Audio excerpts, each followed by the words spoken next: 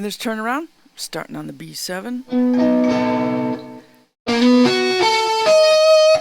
I'm playing arpeggio tones, the first, the fifth, the flat 7, and the major 3rd. It's like taking this chord in single tones. And then I go chromatically down to the A7.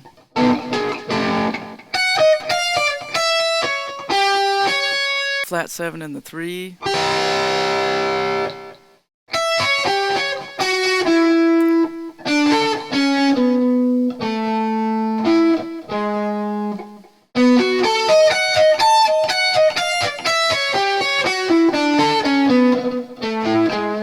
And once I hit the E7, I'm just playing scale tones, ending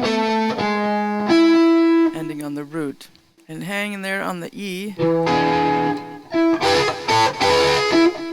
And then doing double stops here on the G and B strings, starting with the root and then the G and B strings. I'm doing a bar at the 12th fret and hammering on the 2nd finger, picking on the 14th fret and barring with the 3rd finger.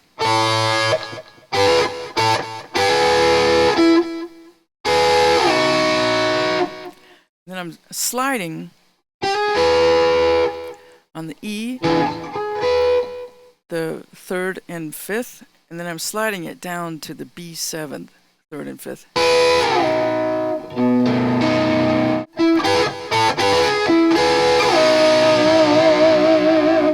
Adding a little salsa on the end with the tremolo bar.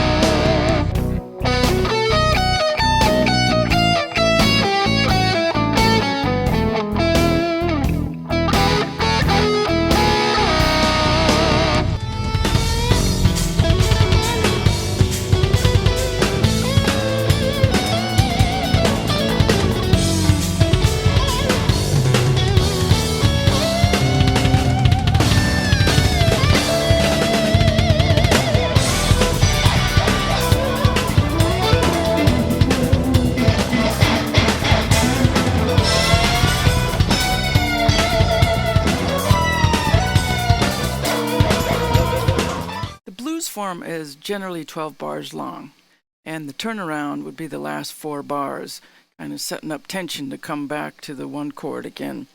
There's generally only 3 chords, although there are many variations and many variations of the form as well. Sometimes blues are 16 bars, sometimes it's an oddball thing, but for the most part it's 12 bars, and I'm doing the series all in the same key of E, and then you can transpose them to other keys as you need it. So the 1 chord is going to be E7, dominant chord. The 4 chord, if you go up 4 steps, 1, 2, 3, 4, would be A.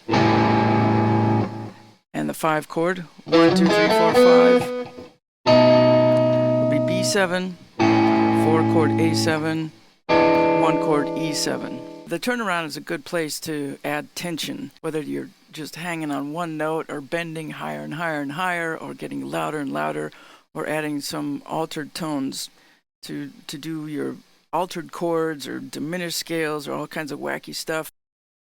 This section is for people that might not know anything about music theory or the mechanics of music. You might be a great player. You might be able to take off songs from records great and already play in a band. But when I start talking in this riff series about numbers, like the first, the third, the fifth, the flat 5, the minor third, the flat 7, it all comes from a scale. If I'm playing a major scale, like A major Ionian mode, it's all numbers. 1, 2, 3, 4, 5, 6, 7. 1, 2, 3, 4, 5, 6, 7. And 8 becomes 1 again.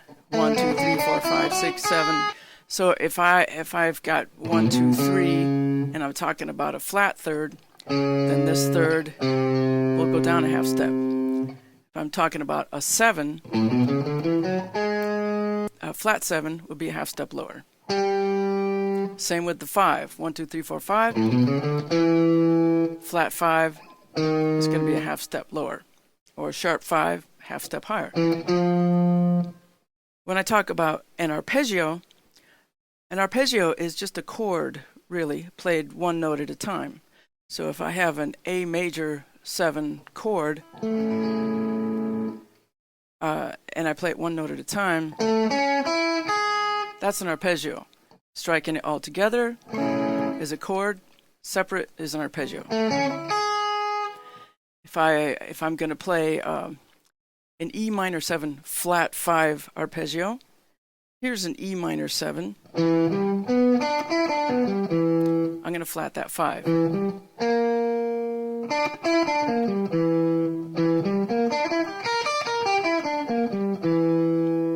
Sometimes when I talk about bending, I'll go by steps. So half step bend, if I'm going to go from here, you want to make sure not to overbend and do a whole step or somewhere between a half step and a whole step. So it's a good idea when you're practicing bends to play the note that is your target first, because you get that in your ear and then bend up until you hear it.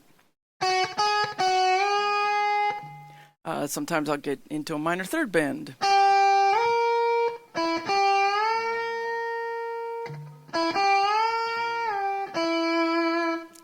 Sometimes the bends are just very subtle. I'm not even thinking half step or whole step. I'm just thinking of making some kind of movement on the string.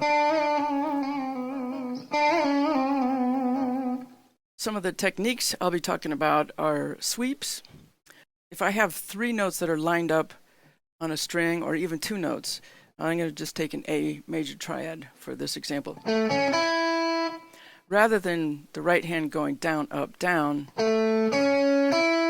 if I sweep it, it means my right hand is going all downstrokes in the same direction. And there's a kind of a subtle angle change in my hand where, check out the right hand if I'm doing alternate picking. If I'm sweeping,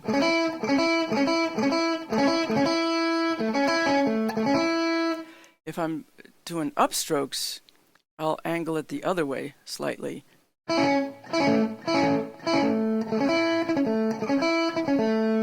When I talk about double stops, it just means 2 notes at the same time. So, like,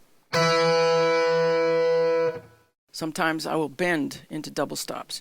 Like I'm going to bend the C to D and grab this G.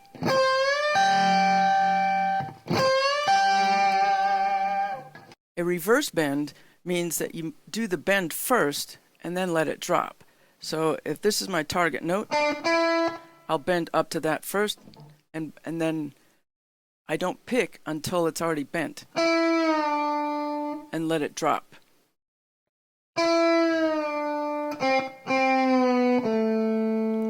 That was a half step bend. And a lot of times when I bend, this thumb is going to be over the top to help me grip.